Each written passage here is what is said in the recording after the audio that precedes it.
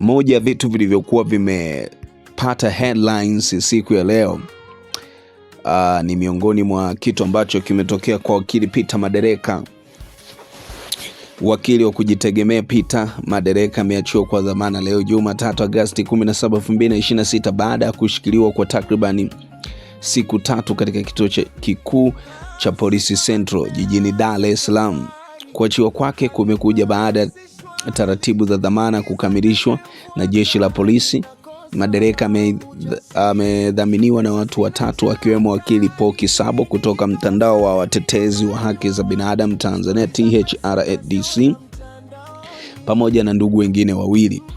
Wakili Kisabo amethibitisha kuachiwa kwa Madereka akieleza kuwa alikuwa akifuatilia mchakato huo tangu asubuhi katika kituo kikuu cha polisi Dar es Salaam. Kwa mujibu wa Kisabo, alipofika kituo alikutana na mkuu wa upelelezi makosa jinai wa kanda maalum DCO ambaye alimueleza kurejea kwa baadaye mchana ili kuendelea na mchakato wa dhamana. Aliporejea majira saa 8 mchana, taratibu za dhamana zilianza na baadaye kukamilika na Madereka kaachiwa akiwa nje ya kituo hicho.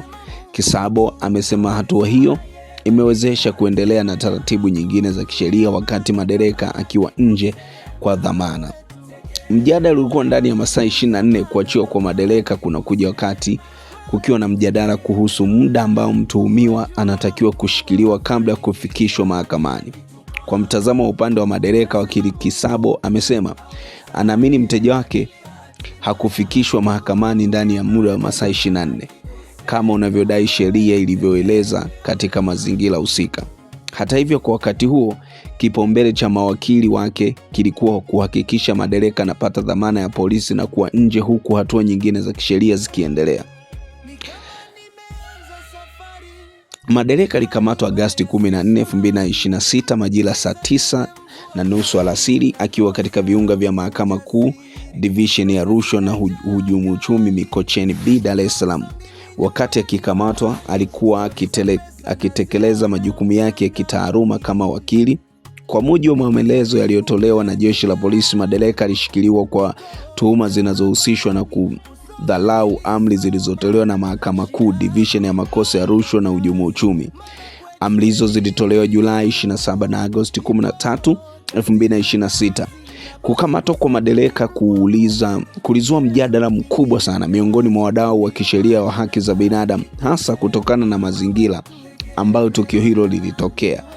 Tukio hilo lilitokea saa chache baada ya Madereka kutangaza nia kuchukua hatua ya kisheria kupinga zuio la msajili wa Mahakama Kuu linalowazuia mawakili kufanya mahojiano na vyombo vya habari ndani ya maeneo ya mahakama. Kwa sasa Madereka yuko nje kwa dhamana huku taratibu nyingine za kisheria zikiendelea.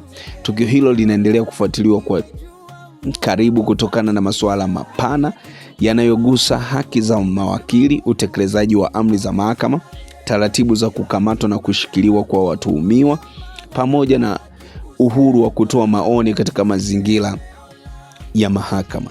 Kuachiwa kwake hakumaanishi kwamba tuhuma zinazomkabili zimekwisha, bali anatarajiwa kuendelea kufuatilia suala hilo akiwa nje ya dhamana, wakati mamlaka na upande wa kisheria wakiendelea na hatua zinazofuata.